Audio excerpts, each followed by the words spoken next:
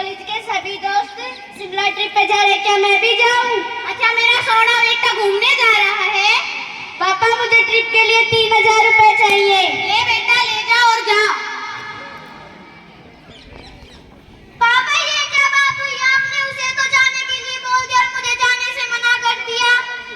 तो बेटी, वो लड़का है, वो बाहर जा सकता है। मैं तुम्हें बाहर जाने की अकेली इजाजत नहीं दे सकता। ये क्या बात हुई? क्या मुझे जीने का अधिकार नहीं है? इसी के साथ हमारे संविधान ने हमें जीने का पूर्णतः अधिकार दिया है। यह अधिकार हमसे कोई नहीं छीन सकता, चाहे वह अपने माता पिता हो या अपने गुरुजन हो या कोई और हो।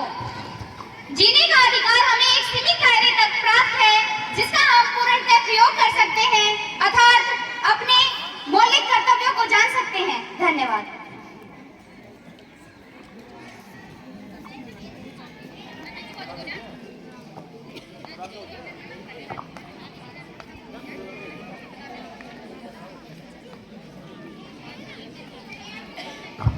अरे तेरे को दिखता नहीं है क्या? मुझे दिखता नहीं है, चलना तो आता है पर तो अपने घर आकर बाहर क्यों निकलता है सड़क पर? मैं अंधा हूँ तो क्या हुआ? मुझे कहीं घूमने फिरने का भी अधिकार नहीं है, सड़क पे चलने का भी अधिकार नहीं है। समानता का अधिकार, हमारे संविधान ने हमें समानता का अधिकार दिया है।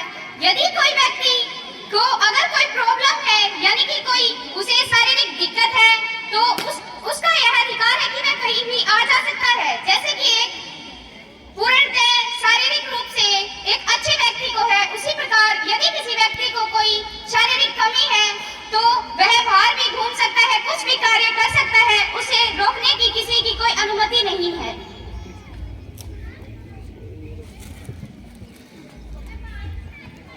आगे लाओ, इसे आगे, यहाँ पे लाओ, यहाँ पे लाओ, घर पे लाओ, यहाँ लाओ।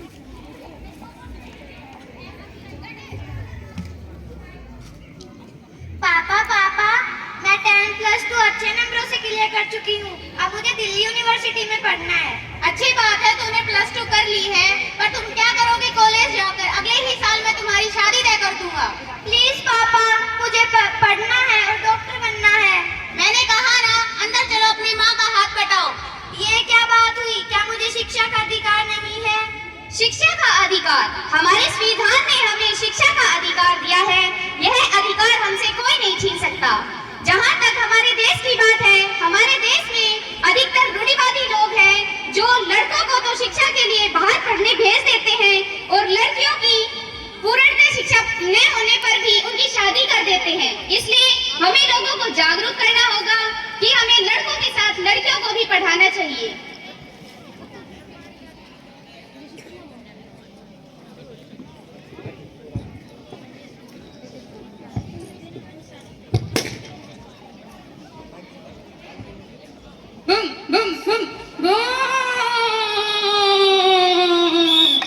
लाल बत्ती क्रॉस कर दी तूने ना, तेरे सिर पर हेलमेट है, कागज दिखावा पड़े। तू जानता है मैं कौन हूँ? मेरे चाचा विधायक है, तुझे सस्पेंड करवा दूंगा। चाहे तेरे चाचा विधायक हो या चाहे तू विधायक का बेटा हो या भतीजा, कानून सबके लिए बराबर है, अमीर हो या गरीब, उच्च पद का हो या नीचे पद का।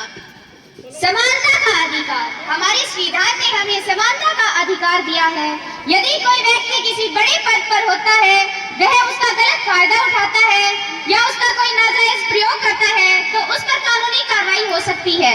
कानून सबके लिए बराबर है, चाहे वो ऊंचे पद का हो या नीचे पद का। इसलिए हमें इसका सही प्रयोग करना चाहिए, ना कि किसी गलत जगह पर।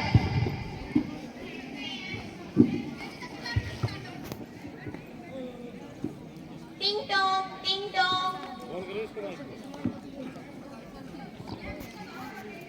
अरे कोमल, तुम आओ, अंदर आओ। बड़े दिनों बाद याद आई तुम्हें मेरी। बड़े दिन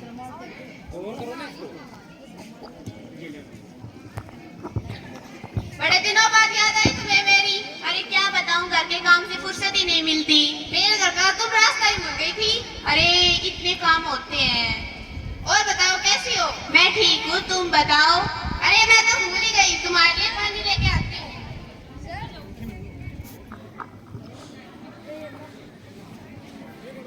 लो। अरे बच्ची कौन है? अरे मैंने 10-15 दिन पहले घर में झाड़ू पोछे के लिए रखी है। अरे तुम पागल हो क्या? छोटे बच्चों से काम नहीं करवाते, गैर कानूनी, इसके लिए तुम्हें जेल हो सकती है।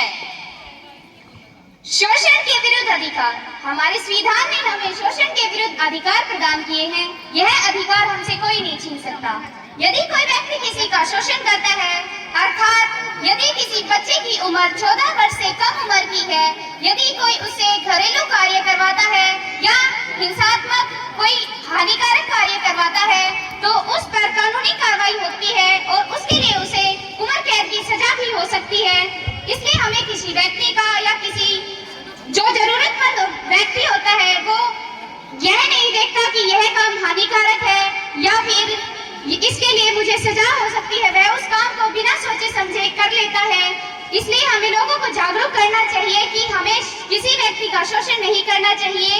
इसके लिए हम पर कानूनी कार्रवाई हो सकती है।